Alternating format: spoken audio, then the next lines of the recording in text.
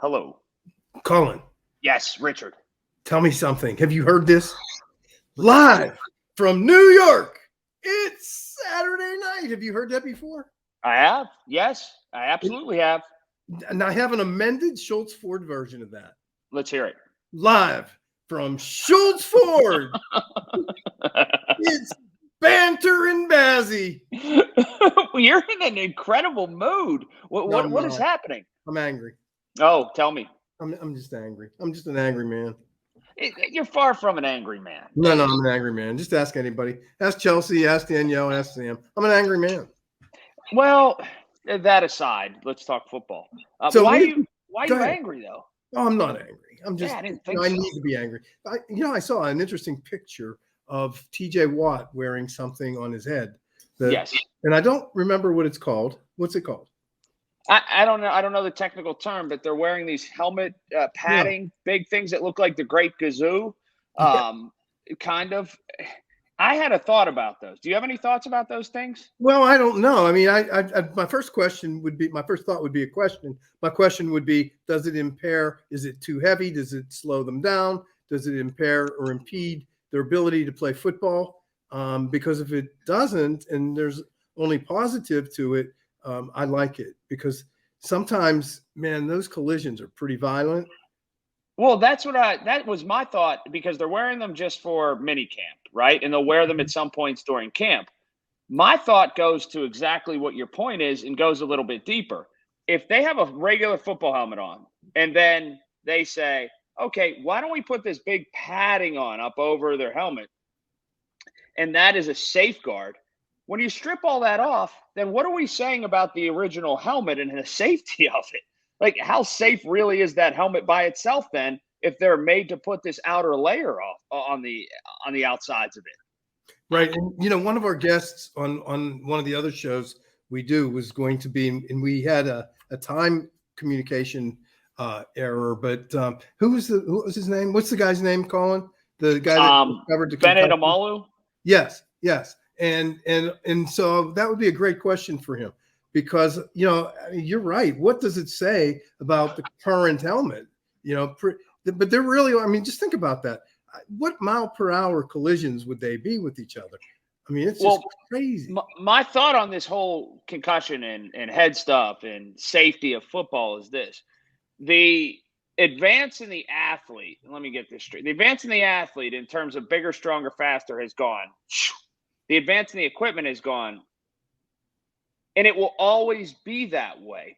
The equipment can't match the advances of the athlete getting bigger, stronger, and faster in proportion. You said that in one other show. Yeah, and it can't. If you take two timelines and two graphs, they never stay on the same plane. The athlete spikes and gets bigger, stronger, faster at a much different rate from like 1960 to now than the equipment has. Yeah, it's interesting, but we'll never stop watching. The NFL will never go away, and violence is what we love.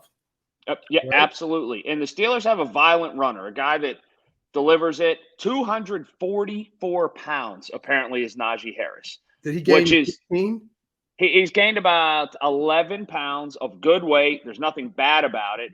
If you look at him, you think he's 220. He's 244. But he did say something. Go ahead. Is that too much for you? No, it's insane. It's incredible. It's incredible to weigh that much and to look like he does. He looks incredible. But he said something very interesting on Tuesday when he talked to the media. He said Mike Tomlin told him there were times this coming year, in order to be fresher at the end, and maybe, if playoffs happen, whatever, that there could be times in which he's taken off the field in a proactive measure. I want him to play as many snaps as he can. How do you feel about that? If you had a solid backup, what worries me about that is, yes, I mean, I want him on the field as much as possible. Secondarily, though, I don't think you have anybody that even comes close to a solid back to replace him. So that worries me. It worries me a ton. This isn't like a situation where you had Le'Veon Bell and D'Angelo Williams, who you really could trust You know, Benny Snell has proven to be not a whole lot. The other Watt brother doesn't play, but I just he's got to play virtually every snap, and you just cross your fingers and hope that he stays healthy. Well, you do, but honestly, for me, it's more about we don't really have a solid second string Right. back, and that's really what our performance really drops from Najee to the rest of the world. So, but 240 pounds. Think about that. What did it do to his speed? Anything? I don't think so. He said he played at 232 to 238 last year. So it almost has to, though. I mean, that's incredible. I wonder if he's the biggest back. What do you think the average NFL back is? Well, Jerome Bettis weighed 243. He was right there. So, and Jerome is a big guy, and Najee I don't see that way. Not as tall. Jerome isn't as tall as Najee. And Jerome too dressed out when in a day and age where his pads made him look like he wore those gigantic shoulder pads, you know? Yeah. So it is fascinating. Do you think Najee Harris will be one of the best running backs in the NFL? I'm torn. I don't know how good he is. I mean, I don't know. I think he achieved a lot last year through, I think, the number of touches. I believed in him when we drafted him. I think there was some doubt about whether we should draft a running back in our number one pick, but I believed that we needed him. I still believe we need him, but I think I'd really like to see more. Yeah. So, and one of the things that I think more than anything, the most curious thing to me is we keep talking about Matt Canada's offense. Okay.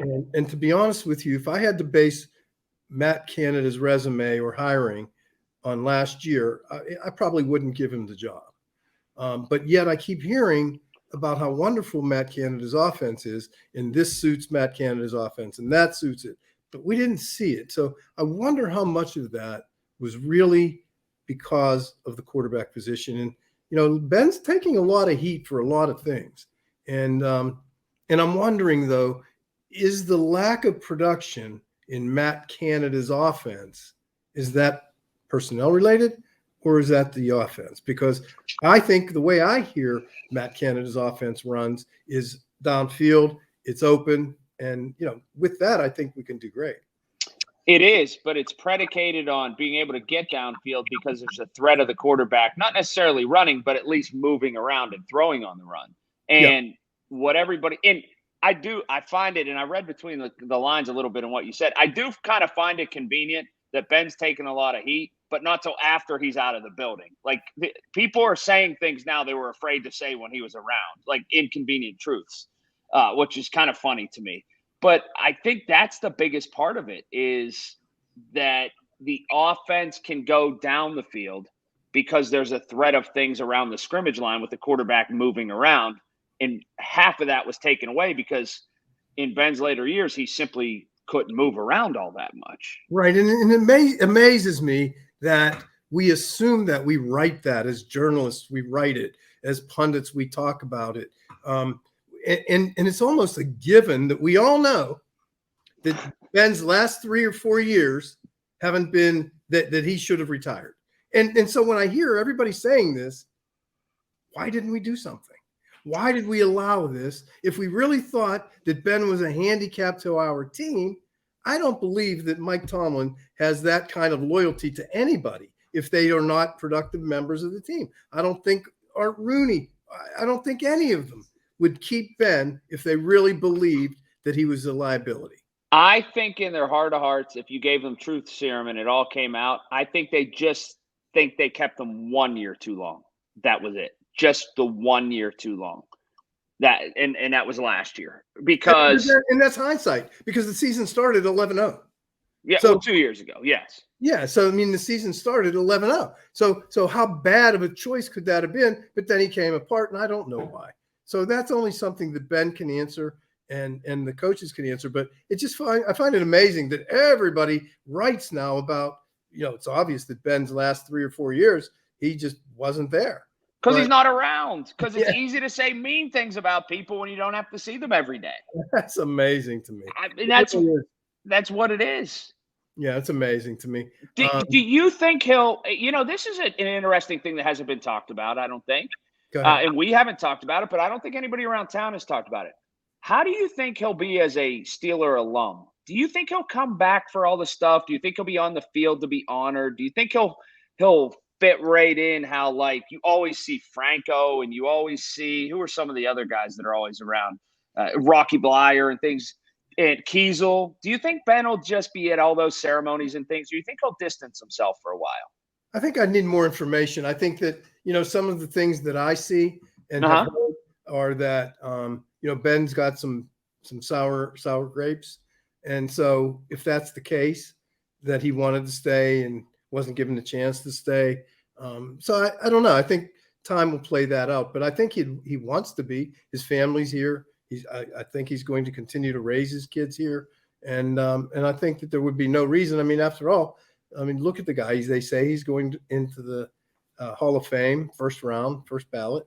Why wouldn't he?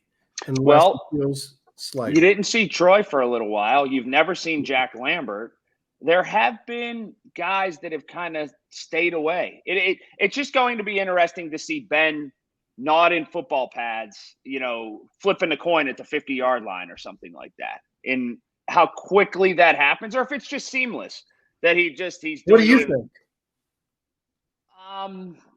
I think he might find some convenient excuses early on, and it'll take a year or two, and then he'll be back and be a regular member of like the Steelers alum. That's what I think. Okay. So, what other tough topics do you want to discuss? Do you think Deshaun Watson will play a football game this year? No, and I don't think he should. I don't.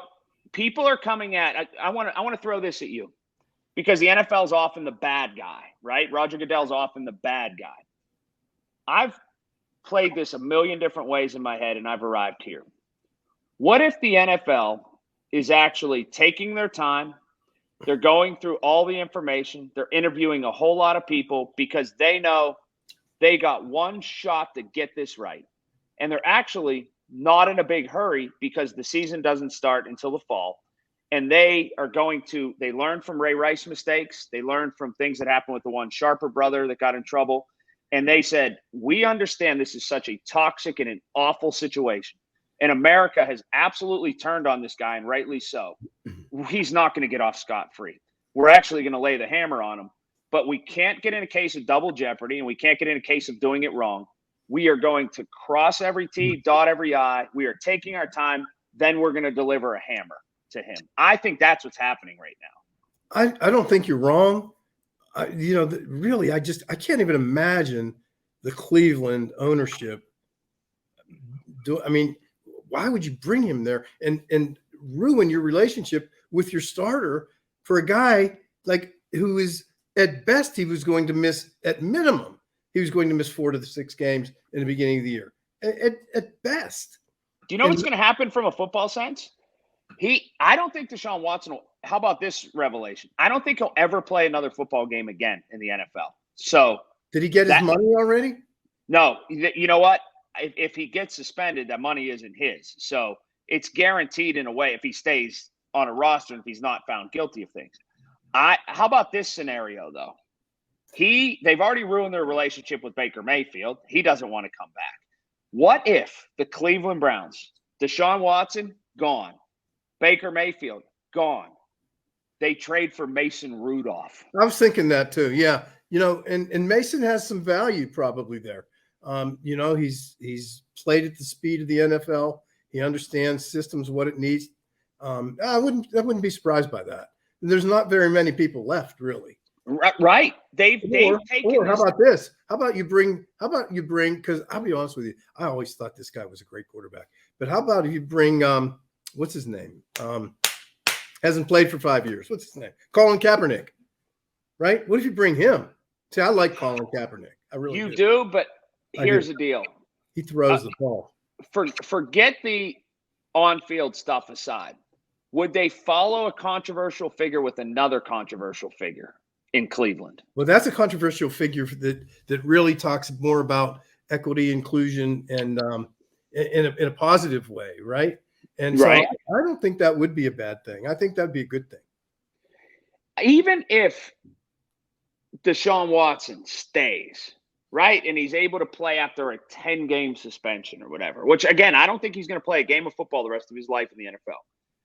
Hasn't he divided his own fan base enough where he makes it almost impossible to be marketable, to cheer for him, to go to the stadium? It will cause such a circus that I don't think he can be worth it. Yeah, I agree with that. I agree with that 100%. I can't look at him. I mean, I really can't. And believe me, I was a fan. I thought this guy had everything. I really do. But more than anything, it's not even as much the event as the post event, the arrogance, Right. the attorney's arrogance. There's got to be some contrition here. Be contrite. Do something, make it, settle, do whatever. But to bring this and drag everybody through the mud on this is really, really a bad move. Well, think back right now, if you will, and we all sat and waited and wanted it to happen. Think back now at the tone and tenor of the press conference that he had with the general manager, and how now in hindsight it looks so terrible and it looks like a charade. It does. It takes on a completely different context.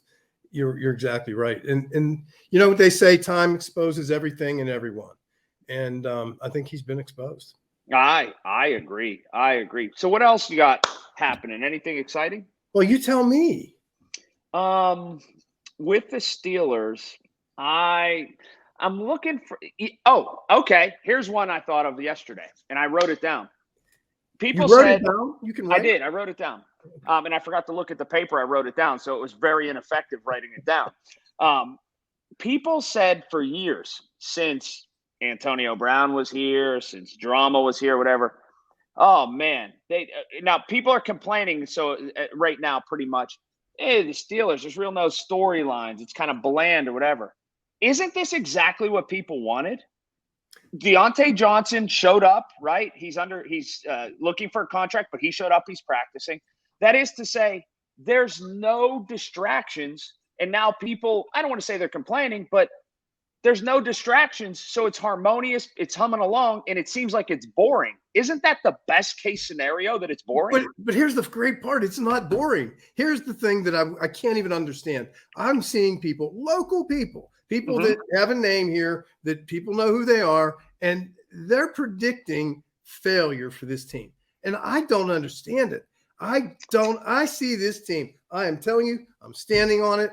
They win the division. They absolutely have a great season. I am telling you, they've got the pieces. They have the structure. They have the people to put in the structure. I am so excited about this Pittsburgh Steelers football team. It's one of the most exciting seasons I see coming than we've seen in a long time, I think. I think that Baltimore, that Baltimore's quarterback is one of the most overrated players in NFL history. I can't stand him. He's nothing to me. He's nothing. He's no threat. He's no threat. When I say nothing, no threat. Zero. I think he's one of the, without any, he has no ability to throw the football down the field. I think he's one of the most overrated players in NFL history, MVP included, whatever. He's not going to ever propel them. They have hit their apex. They're never going to be better than they've been. Absolutely. Cleveland, now what? Push them out. They may not have a quarterback. In now let's Cincinnati, talk about Jumpin' Joe. Well, you don't like Jumpin' Joe personally. I don't see Cincinnati staying healthy along that offensive line, nor proven. So that hurts them. They have a very good receiver. They have a good run game. They have a great quarterback. I don't think they can protect those guys. Man, I'll tell you, I'd be preparing. I'd take 2 games from each of your foes, each of your interdivisional people. So Cleveland, Baltimore, and Cincinnati. Win both of those games for those 3 people, you're in. Well, I think they can sweep Cleveland, and then essentially all you've got to do is split with the other guys and win some AFC games, and you're in. Absolutely. So am I going to convince you to come to my side that Steelers win a division? Come on. Let me they might tie for the division. I don't know if they'll win the division. I think the Steelers will win. They'll either go 9-8 or 10-7. I'd have to look at their schedule. I don't see 9-8. It's not going to be like 12-5. Tampa's coming I can't here. argue with you as a professional because you know more than I do. But as a person, I'd like to argue with you. I don't see it. I think they can be better than that. I really do. Who's better than Najee? You just asked me the question. Do I think Najee's going to be one of the best running backs in the league? So say yes to that. Yeah, he will. He'll be one of the top 6-7 backs in the league. Offensive line, most improved. Do you think they're top 3 or 4? No. Whoa. I think they've got a lot of work to do. I'll give you an answer after week 3 or 4. Okay, defense. With the linebacker coach, with the staff, with the personnel. They'll be the best run-stopping defense in the league. Yes. 100%. Okay. Secondary, questionable. I actually like Ahkello Witherspoon a lot. I like him too. And so put him with Minka. Mm-hmm. So secondary, not bad. Right? I'm walking you right down the road. Colin, be careful. The car dealer versus the sports guy. Right. Okay. So, all right. So then what? So what other positions? Receivers? Do you have any better in the league? I say no. I think if the young receivers can do anything, they could be the 2 that they just drafted. This team could be good. I mean, really. So when you break it down positionally and you really look at the position, the structure, the defense, special teams, you know, we took that kid from New England. Supposed to be a speed burner. I don't know him. But I'm telling Gunnar Olszewski, yes. Yes. That's nice. That's pretty good. Are you reading? That's good. No, I'm not. That was pretty Gunnar good. Olszewski sounds like he could be a kid from Millville. But anyway. It sounds like a sound deep in your throat. Yes. So yes, I mean, honestly, where is the weakness? Where is it? Coaching? Mike Tomlin's fabulous coach. Brian Flores, fabulous secondary coach. I think our defense is going to be kick ass. I really do. I think the weakness is developing the second receiver. If Claypool decides he wants to play, they could be good. If one of the young receivers decide that they are ahead of the curve in sort of a trajectory and learning the NFL, they could be good. If those things don't happen, though, Deontay Johnson can't do it himself. No, but you know the one thing that really is kind of an intangible right now. Chase Claypool, I believe, was with what's the name? The quarterback. And I think I'm not sure. Dwayne Haskins. And they were together, and I'm not sure if that is going to have an impact on him, because I think it has had an impact on a lot of people, and I'm not sure if he'll be able to overcome that, because that's a pretty tragic thing to be involved with. And I don't know at what point they were together or not together, but it has been reported that they were together that night, and I hope that that Chase can overcome that. I agree with that. All right. Well, good stuff. We covered it, Richard. Division winner. We agree. Division winner. I'm going on Twitter. I'm going to post it. Slow down. Agrees with Richard Bazzy. Division winner. And I'm going to get all your enemies and all my enemies, and we're going to let them blast us for that. Yeah, and it's going to go in one ear and out the other, because that's how it works. Oh, great stuff, Richard. Yeah, baby. Talk to you soon. Thank you for our maiden voyage. See you soon.